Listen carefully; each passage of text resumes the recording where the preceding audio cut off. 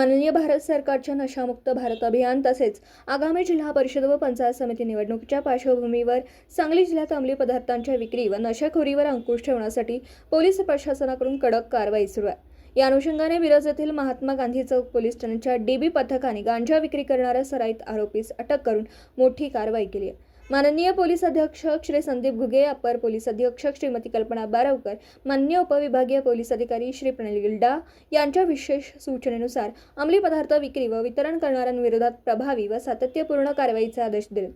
त्या अनुषंगाने संदीप शिंदे, सहाय्यक पोलीस निरीक्षक व प्रभारी अधिकारी, महात्मा गांधी चौक पोलीस ठाणे मिरज यांनी डीबी पथकाला गोपनीय माहितीच्या आधारे तात्काळ कारवाई करण्याचे निर्देश दिले।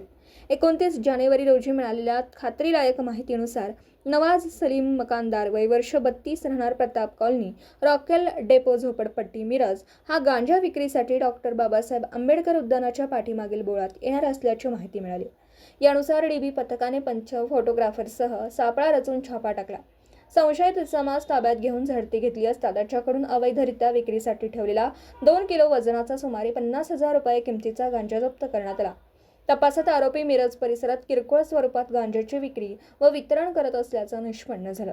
सदर आरोपी विरुद्ध संबंधित कायद्यान्वये गुन्हा दाखल करून त्यास अटक करण्यात आली असून मान्य न्यायालयाने आरोपीस 2 फेब्रुवारीपर्यंत पोलीस कोठडी मंजूर केली आहे। गुन्ह्याचा पुढील तपास पोलीस उपनिरीक्षक संदीप गुरव मान्य वरिष्ठांच्या मार्गदर्शनाखाली करीत आहेत। महात्मा गांधी चौक पोलीस ठाण्याच्या अंमली पदार्थ विरोधी सातत्यपूर्ण कारवाईची दखल माननीय पालकमंत्री सांगली जिल्हा यांनी घेत पथकाचे जाहीर कौतुक करून प्रशंसापत्र देऊन सन्मानित केला।